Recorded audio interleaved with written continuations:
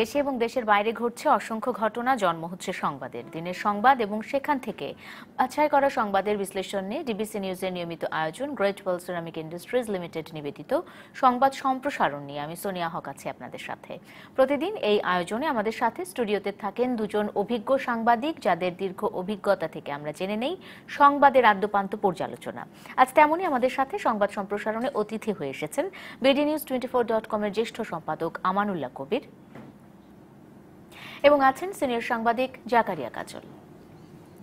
স্বাগত আপনাদের সংবাদ সম্প্রসারণে।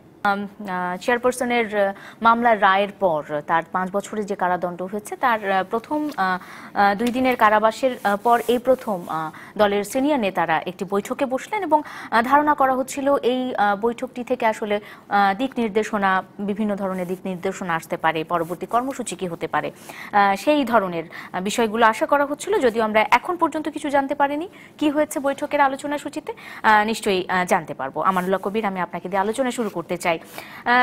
যে বিষয়টা নিয়ে কথা বলছিলাম, খালেদা জিয়ার দুর্নীতি মামলার রায় এবং তার কারাদণ্ড, 5 বছরের কারাদণ্ড, বিএনপি প্রতিবাদ কর্মসূচি দিচ্ছে এবং একটি অভিযোগ রয়েছে যে সাধারণ কয়েদিদের মতোই খালেদা জিয়াকে রাখা হয়েছে, যদিও সরকারের পক্ষ থেকে দাবি করা হচ্ছে যে না, তাকে ডিভিশন দেওয়া হয়েছে এবং তার প্রাপ্য সুযোগ সুবিধা সবকিছুই দেওয়া হয়েছে। প্রশ্ন করতে চাই, খালেদা জিয়ার সাজা রাজনীতির জন্য টার্নিং পয়েন্ট। মওদুদ আহমদ একটি মন্তব্য করেছেন আজ। টার্নিং পয়েন্ট আসলে আপনি দেখেন কিনা টার্নিং পয়েন্ট, এবং আসলে কোন দিক থেকে তিনি টার্নিং পয়েন্ট বোঝাতে চেয়েছেন?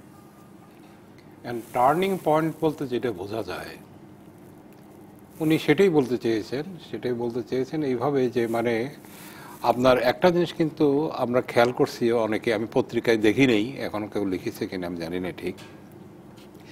আপনার এই যে এখন ধরেন আমাদের এই যে বর্তমান গণতন্ত্র নিয়ে নানান বিতর্কও আছে, যে আমরা কতটুকু গণতান্ত্রিক সমাজ, কতটুকু না, এটা নিয়ে বিতর্ক আছে। কিন্তু তারপরও যদি আমরা ধরে নেই এই যে মানে যে সমস্ত গণতান্ত্রিক পিরিয়ডগুলো ছিল, বিশেষ করে যদি 90-এর পরের থেকে, যদি 91 থেকে ধরে নেই যে একটা গণতান্ত্রিক ধারা মোর অর লেস চলে আসছে, এবং এর প্রেক্ষিতে সারা দেশের কথাও যদি চিন্তা করি, এই প্রথম কিন্তু একজন নির্বাচিত প্রধানমন্ত্রী, যিনি 3 বার প্রধানমন্ত্রী ছিলেন, তার কিন্তু কনভিকশন হয়েছে এই প্রথম। এর আগে এরশাদ হয়েছিল, এরশাদ কিন্তু নির্বাচিত প্রতিনিধি ছিলেন না, এরশাদ মানে সামরিক ডিক্টেটর ছিলেন। সামরিক ডিক্টেটর হিসেবে তার যে ইয়ে ছিল, সেখানে বিচারটা হয়েছিল, সেখানে উনি 7 বছর জেল হয়েছিল তার।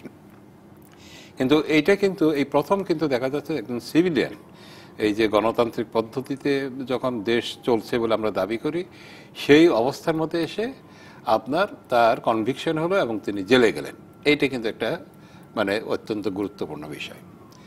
2 নম্বর হচ্ছে গুরুত্বপূর্ণ বিষয় হচ্ছে যে একটা হচ্ছে যে এটা মানে টার্নিং পয়েন্ট, এটা যাই হোক, এটা বিএনপি যদি রুখে দাঁড়াতে পারে, বিএনপি চ্যালেঞ্জ হিসেবে নিয়ে, তাহলে বিএনপির জন্য একটা বিরাট একটা চ্যালেঞ্জ, তাকে দাঁড়াতে হবে, নয়তো বিএনপি ধূলিসাৎ হয়ে যাবে। 3 নম্বর হচ্ছে এটা হচ্ছে আপনার নির্বাচনের বৎসর। এই নির্বাচন বৎসরে বিএনপির সামনে নির্বাচন করা ছাড়া কোনো গত্যন্তর নেই, কোনো উপায় নেই, নির্বাচন তাকে করতে হবে। এটা নানান কারণেই করতে হবে, অত ব্যাখ্যায় যাওয়া দরকার নেই।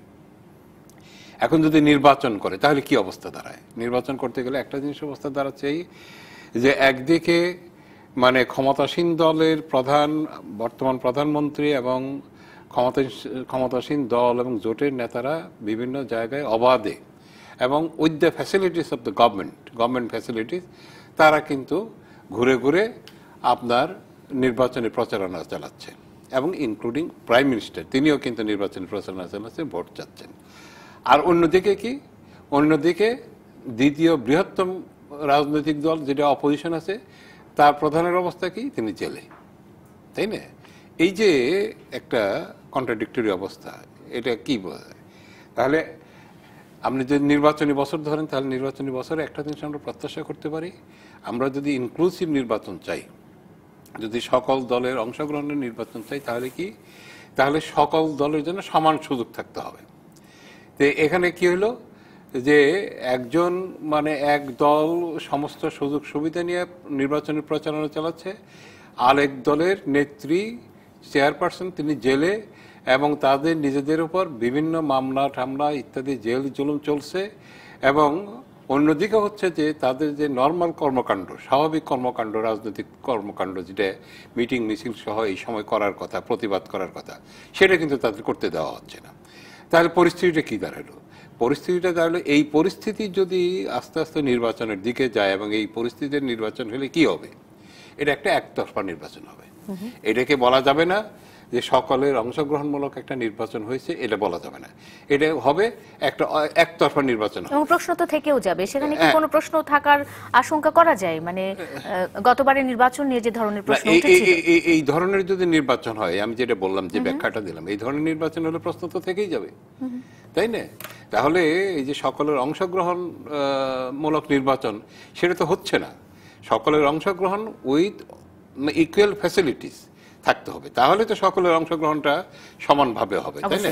জাকারিয়া কাজল, এই কথার রেশ ধরে আপনার কাছে জানতে চাই, যেটা হলো যে অভিযোগ করা হচ্ছে বিএনপির পক্ষ থেকে যে খালেদা জিয়াকে নির্বাচন থেকে দূরে রাখতেই এই ঠিক নির্বাচনের বছর এবং নির্বাচনের যে সময়টা বিএনপির প্রস্তুতিতে থাকার কথা ছিল, সেই সময়টাতেই মামলার রায় দেয়া হলো।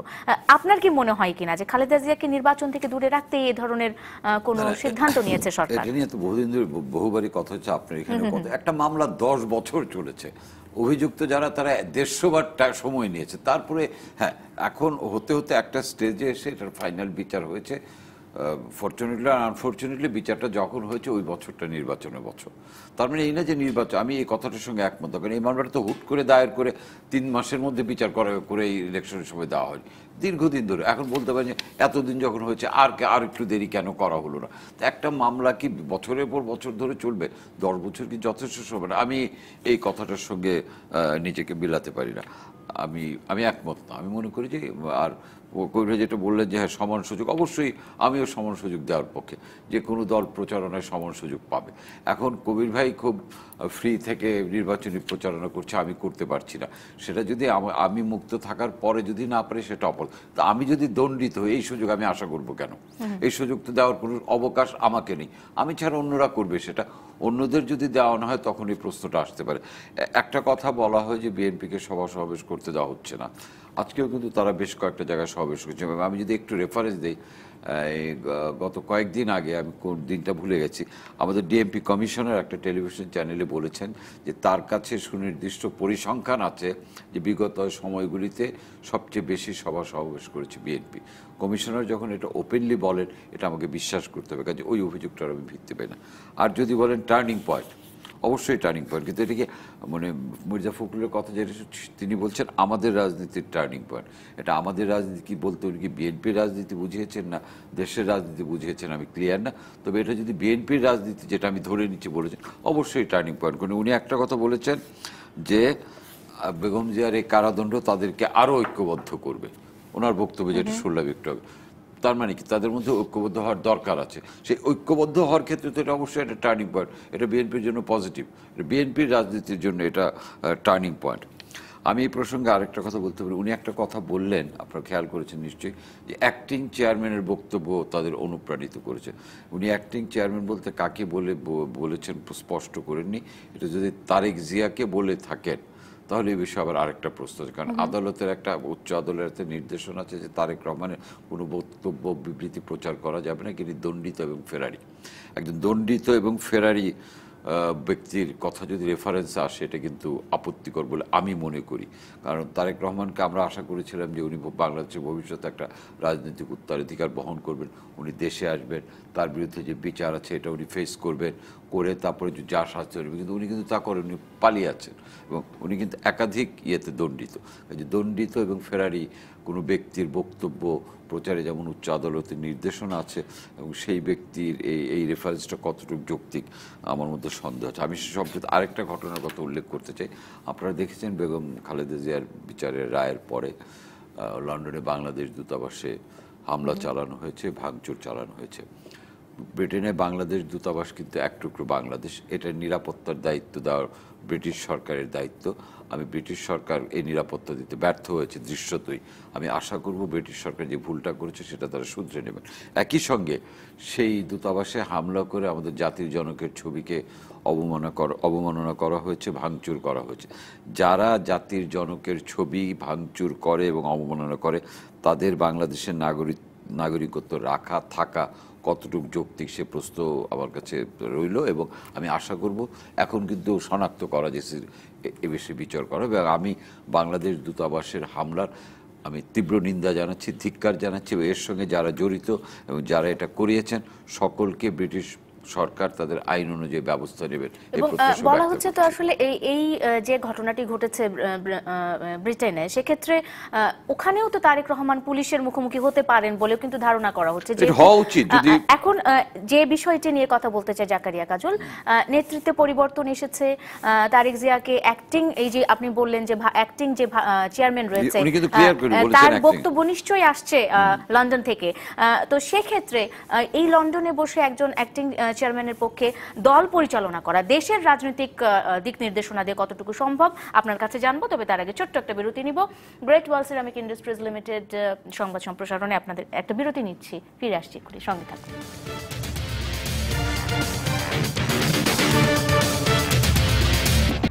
বিরতির পর স্বাগত আরেকবার, দেখছেন সংবাদ সম্প্রসারণ। আমানুল্লাহ কবির, জাকারিয়া কাজল আমাদের সাথে রয়েছেন।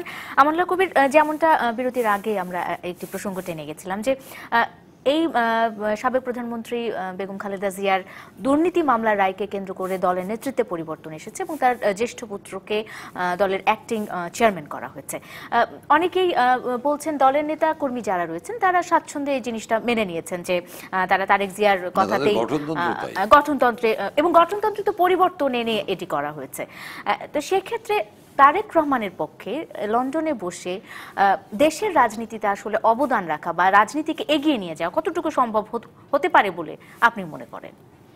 দেখুন, আমি যেটা মনে করি যে এখন যে এই যে বাংলাদেশে যে নেতৃত্ব আছে, এই নেতৃত্ব নিঃসন্দেহে তারা যেহেতু কনস্টিটিউশনালি তাদের পার্টি কনস্টিটিউশন অনুসারে তারেক রহমান এখন মানে অ্যাক্টিং চেয়ারম্যান, তাই না? এখন এই যে এইটা কয়দিন হবে, এটা আমার ব্যক্তিগত ধারণা, সেটা হলো এটা খুবই অল্প সময়ের জন্য এই পরিস্থিতিটা চলবে, এটা কিন্তু দীর্ঘদিন চলবে না। এখন এখানে সামাল দিতে হবে, এখানে যারা আছে তাদেরকে সামাল দিতে হবে, এখানের পরিস্থিতি বুঝে, এখানকার আবহাওয়া বুঝে, এখানকার সব কিছু বুঝে, এখানকে যারা নেতৃত্বে আছে, এই বাংলাদেশে যারা আছে তাদেরকেই সামাল দিতে হবে। ওখান থেকে আপনার এমন কোনো নতুন কোনো এমন ঘটনা ঘটে নাই বা এমন কোনো পরিবর্তন হয় নাই যে কারণে একটা আলাদা নির্দেশনা দরকার পড়বে সেখান থেকে। এখন এটা এখানকার নেতৃত্ব কি বুঝে না যে মানে এখন আমাদের একটা আন্দোলন করতে হবে? এটা বুঝে না, এটা তো বুঝে, এটা তো কোনো নির্দেশের অপেক্ষা প্রয়োজন পড়ে না। এখন তারা তো বুঝে যে মানে এখানকার নেতৃত্ব কি অবশ্যই বুঝে যে একটা আন্দোলন করতে হবে, আমাদের প্রোগ্রাম দিতে হবে এবং বেগম খালেদা জিয়ার জন্য মানে ইয়ের জন্য জামিনের জন্য আপিল করতে হবে, এগুলো তো করতে হবে, এগুলি তো সবই বুঝে, এগুলো ধরাবাধা নিয়ম কতগুলোর মধ্যেই ধরাবাধা ছকের ভিতরেই কিন্তু সব চলছে এবং চলবে।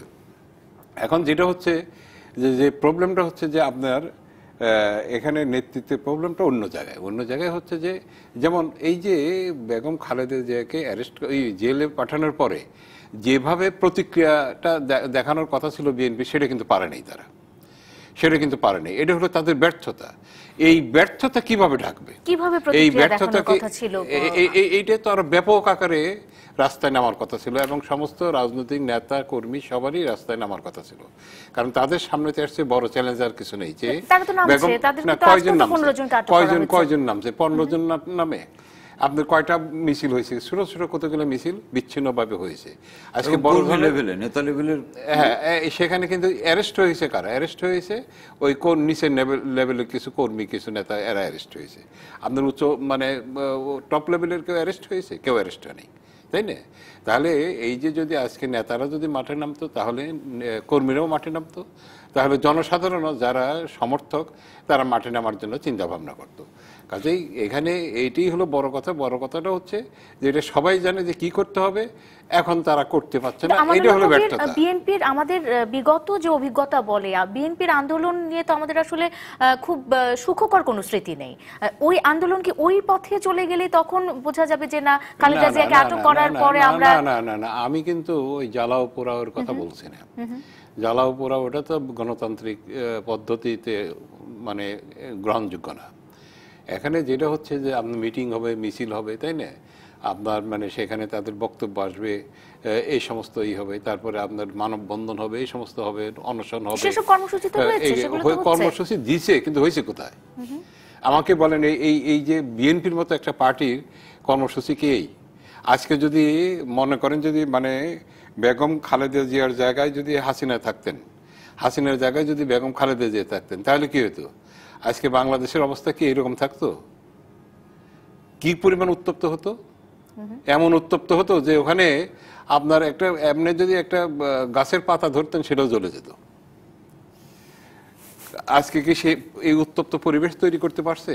তাদের উৎকণ্ঠা আছে, উদ্বেগ আছে, সবকিছুই আছে, কিন্তু তারা এমন একটা পরিবেশ সৃষ্টি করতে পারে নাই যে পরিস্থিতির একটা চাপ অনুভব করবে রুলিং পার্টি এবং সরকার। এরকম একটা পরিবেশ জাকারিয়া কাজল, কেন বিএনপি এই চাপটা তৈরি করতে পারছে না?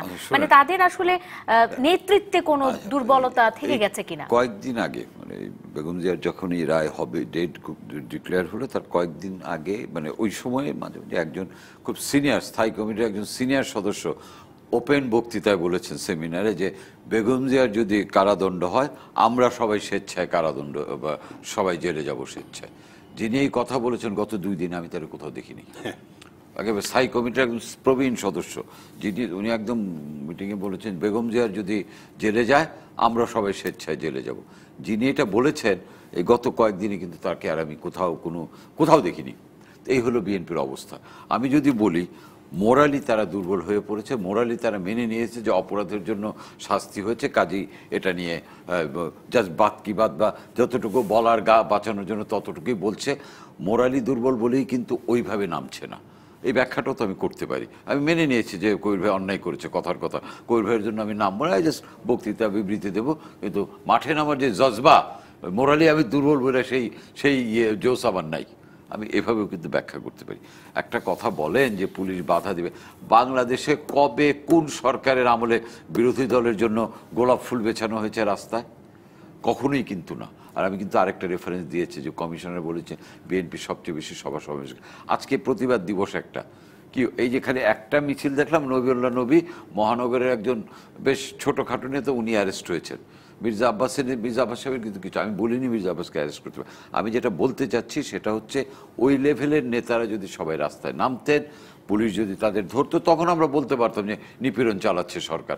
আপনি 3-4টা ছেলে পেলে নামবে, কোনো কর্মী নাকি বস্তির ছেলে জানি নেমে গাড়ি ভাঙবে, তাদের বাধা দেবে না, রাস্তা চলাচল বন্ধ করবে, বাধা দেবে না। আজকে নামুক না স্থায়ী কমিটির সকল সদস্য মিলে রাজপথে একটা মিছিল করে যাক, তখন দেখি যদি সরকার বাধা দেয় তখন আমি বলবো যে নিয়মতান্ত্রিক আন্দোলনে বাধা দিচ্ছে। আপনি গলির থেকে 5টা ছেলে বেরোলো, 3টা ঢিল মারলো, তাদের পুলিশ তো চুমু খাবে না, তাদের তো সরিয়েই দেবে police. That is the duty. এবং ওই প্রতিবাদের ক্ষেত্রে আমি বলবো যে আমাদের কিছু করতে দেয় না, ইটস ভেরি আনফর্চুনেট। এবং আমি কবির ভাইয়ের সঙ্গে একমত, বিএনপি এই রায়ের পরে বিএনপির কাছে যেটা প্রত্যাশিত ছিল, আমি কিন্তু ভাঙচুর হরতাল একইভাবে কবির ভাইয়ের আমি সন্ত্রাসগত বুঝি, কিন্তু নিয়মতান্ত্রিক যে মিছিল, নিয়মতান্ত্রিক যে প্রতিবাদ, সেটাও তো তারা করতে পারেনি। আমি যদি এই ব্যাখ্যায় পৌঁছি যে মোরালি তারা বুঝেছে যে আমার নেত্রী মানে যারা অভিযুক্ত তারা দোষী, কাজেই দোষী নিয়ে আমরা মোরালি আর কতটুকু আগাবো। সেক্ষেত্রে বিএনপির যে সাংগঠনিক অবস্থা এখন, যেমনটা আমরা প্রথমেই আলোচনা করছিলাম যে একটি দল সদর্পে সরকারি সকল সুযোগ সুবিধা নিয়ে নির্বাচনের প্রচারণা চালাবে, নির্বাচনের প্রস্তুতি নেবে, সেক্ষেত্রে বিএনপি কোণঠাসা অনেকটাই, কারণ তার দলীয় যে প্রধান সে এখন কারাবাস করছেন। সাংগঠনিক অবস্থা মানে কি কোন পর্যায়ে আসলে আমরা বিবেচনা করতে পারি পৌঁছেছে? আমি খালি এক কথায় জবাব দিই, এটা বিএনপি আমিও চাই যে সকল দল সমান সুযোগ পাবে, সমানভাবে প্রচারণা করবে। বিএনপি তো এখন পর্যন্ত তারা সিদ্ধান্তই নিতে পারে, কখনো সহায়ক সরকার, কখনো নির্বাচনী প্রচার যে তারা করবে, তারা যে নির্বাচনে যাবে সেই কথাটাই তো তারা এখন, সেই ডিসিশনটাই তো তারা নিতে পারেনি। আজ পর্যন্ত তো সহায়ক সরকারের কোনো রূপরেখা আসেনি। এই সহায়ক সরকারের রূপরেখা না দিয়ে তারা যেটা করলো, গোপনে তাদের সংবিধান সংশোধন করে দিয়ে আসতে পারলো নির্বাচন কমিশন। কিন্তু ওই জিনিসটা যেটার জন্য সবাই আগ্রহে প্রতীক্ষা করছে, সেটা কিন্তু বিএনপি দেয়নি এখনো, বা দিতে পারেনি। অথচ ওই ধারাটা যেটা দুর্নীতি ইত্যাদি ইত্যাদি, সেটা কিন্তু করে ফেলেছে। তারপরে ইচ্ছা করলে তারা করতে পারে, দ্রুততম সময় তারা করতে পারে। কিন্তু যেটা সবচেয়ে কাঙ্ক্ষিত ছিল, বিএনপির সমর্থক কর্মী, বিএনপি একটা বড় রাজনৈতিক দল, তাদের একটা বিশাল সমর্থক গোষ্ঠী আছে, কর্মী বাহিনী আছে, তারা কিন্তু সবাই এখনো কনফিউজ যে বিএনপির নির্বাচন নিয়ে কি হবে। কর্মী যদিও বলেছেন তাদেরকে নির্বাচনে যেতে হবে, নইলে তারা আরো বড় বিপর্যয়ে পড়বে। সেটা তো আমার কথা, আপনার কথা। দল হিসাবে, নেতৃত্ব হিসাবে বিএনপিতে এই বিষয়টা এখনো ক্লিয়ার করেনি। এবং তারা যেটার উপর তারা ব্যাংক করছে, যেটার উপর তারা জোর দিচ্ছে যে তারা সহায়ক সরকার রূপরেখা দেবে, তারপরে তারা সেই রূপরেখাও তো এখনো দিতে পারেনি। এবং এই বিলম্ব তো এখন তো বোধহয় বেগম জিয়ার এই সাম্প্রতিক ঘটনার ফলে, বেগম জিয়ার কারাদণ্ডের ফলে তো এটা বোধহয় মানে ফ্রিজড হয়ে গেছে। কাজে বিএনপিকে নিজের ব্যাপারে অনেক বেশি সিদ্ধান্ত নিতে হবে, অনেক বেশি খোলামেলা হতে হবে। খালি দোষ দিলে হবে না, নিজের আত্মসমালোচনার মধ্যে বিএনপির সময় এসেছে। আমানুল্লাহ কবির, কি বলতে পারি আসলে রাজনৈতিক দল হিসেবে বিএনপির অবস্থান এখন কোন জায়গায় আছে? কারণ দলটা তো আসলে নিজেকে গুছাতেই পারলো না, নির্বাচনের আগে প্রস্তুতি অনিশ্চিত, সেক্ষেত্রে নির্বাচনও তো অনেকখানি অনিশ্চিত হয়ে পড়লো। কোন জায়গায় আছে এখন বিএনপি? বিএনপি এখন যেটা আছে, বিএনপির মাথায় এখন একটাই চ্যালেঞ্জ, বেগম খালেদা জিয়া। বেগম খালেদা জিয়া, তারা অন্তত পক্ষে যদি বেগম খালেদা জিয়া যদি জামিনে যদি মুক্তি পায়, তাহলে বিএনপি একটা বিরাট একটা মানে এই যে রিলিফ পাবে। এটা এখন তাদের এটা হচ্ছে সবচেয়ে বড় এখন সেটার কারণে আপনি এখন বলতে পারেন না, এখনো মানে ধরেন দুই দিন গেল আর কি, বেগম খালেদা জিয়ার কারাবাসের 2 দিন গেল। এখন 2 দিনের ভিতরেই যে একটা বিএনপির মানে ভূমিকাটা কি হবে, ভূমিকা মানে বিএনপির নেতৃত্ব একদম ধসে পড়েছে কিনা, বা বিএনপির নেতৃত্ব একদম ব্যর্থ হয়েছে কিনা, এই কথাগুলো একেবারে বলা যাবে না, এক কথাই বলা যাবে না। তাদের দোষ ত্রুটি আছে, আমি যেটা বললাম, কতগুলো কথা বললাম, দোষ ত্রুটি আছে। দোষ ত্রুটি থাকা সত্ত্বেও বিএনপি এখন পর্যন্ত মানে যে পর্যায়ে পৌঁছলে একটা রাজনৈতিক দল ধ্বংসোন্মুখ পরিস্থিতি হয়, সেই জিনিসটা কিন্তু হয়নি। বরং তারাও তো এখন ধরেন মানে এখনকার যারা বিএনপির নেতৃত্বে যারা আছে, তারাও কিন্তু একটা চাপের মুখে আছে। চাপের মুখে এইভাবে আছে যে এখন যদি তারা কোনো কিছু করতে চায়, সেখানে ধরেন ওই যে কথাগুলো আমরা বললাম, এটা তারাও চিন্তা করে যে এখন যদি আরো কয়েকজন অ্যারেস্ট হয়ে যায়, তাহলে পার্টি চালাবে কে? এটা কিন্তু তাদের ভিতরে থাকতে পারে, মনে মনে এটা থাকতে পারে যে আমরা সবাই অ্যারেস্ট হয়ে গেলে পার্টি চালাবে কে, তাই না? এটা কিন্তু হতে পারে। যাক, সেটা হলো তাদের ব্যাপার। কিন্তু আমরা যেটা মনে করি, আজকে বিএনপির ভূমিকাটা একটাই হওয়া উচিত, বিএনপি সক্রিয় হওয়া উচিত। রাজনীতিতে সক্রিয় যদি না হতে পারে, যে ধরনের মানে ঘটনা ঘটেছে, এই ঘটনার মানে প্রতিক্রিয়াটা যদি অনুরূপ না হয়, তাহলে কি হবে? তাহলে বিএনপি ওই যে কোণঠাসা হয়ে পড়ছে, কোণঠাসা হতে হতে এখনকে তার মানে দেয়ালে পিঠ ঠেকে গেছে।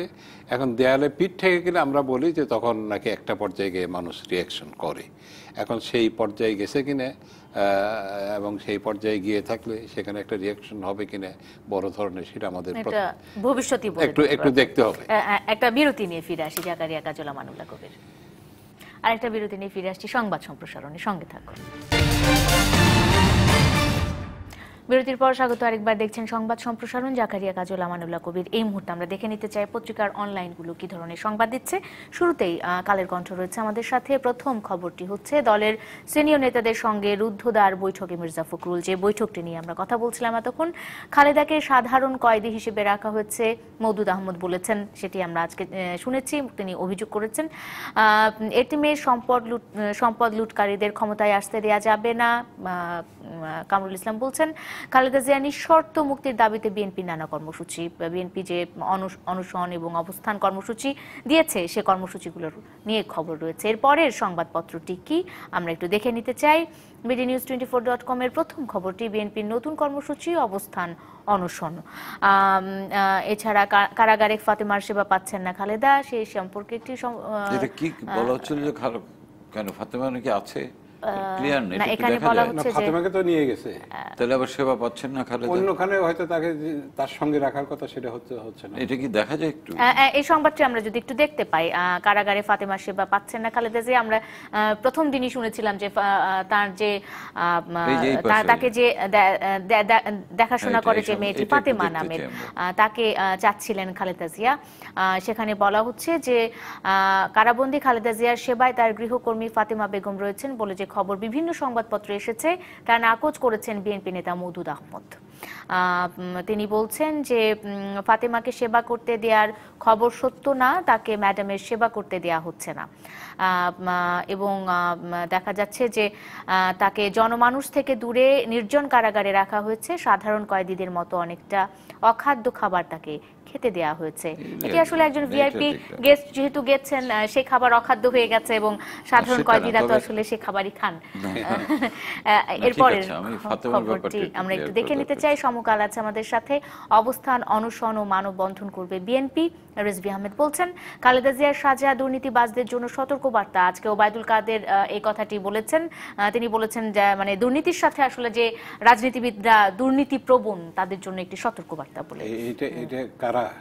এটি যারা দুর্নীতি করতে চান তাদেরকে দলমত নির্বিশেষে এবং সেটি বলতে চেয়েছেন তিনি, দুর্নীতিবাজদের জন্য সতর্কবার্তা। এবারে আমরা পরের সংবাদপত্রটি একটু দেখে নিতে চাই। যুগান্তর আছে আমাদের সাথে। সিনিয়র নেতাদের নিয়ে রুদ্ধদ্বার বৈঠকে ফখরুল। কম বেশি প্রত্যেকটি সংবাদপত্রের প্রথম সংবাদটি এখন এটি। কারাগার থেকে বেরিয়ে মওদুদ খালেদা জিয়াকে সাধারণ কয়েদি হিসেবে রাখা হয়েছে। ফিলিস্তিন দ্রুতই স্বাধীন রাষ্ট্র হবে মোদি বলেছেন। ভারতের প্রধানমন্ত্রী নরেন্দ্র মোদী এই কথাটি বলেছেন। এরপরে আমাদের আর কোন সংবাদপত্রটি রয়েছে? বাংলা ট্রিবিউন আছে। ব্যাংকে পড়ে আছে পিডিবির ৭,৭০০ কোটি টাকা। সিনিয়র নেতাদের সঙ্গে ফখরুলের রুদ্ধদ্বার বৈঠক শুরু। বই নয়, পরীক্ষার্থীদের চোখ স্মার্টফোনে।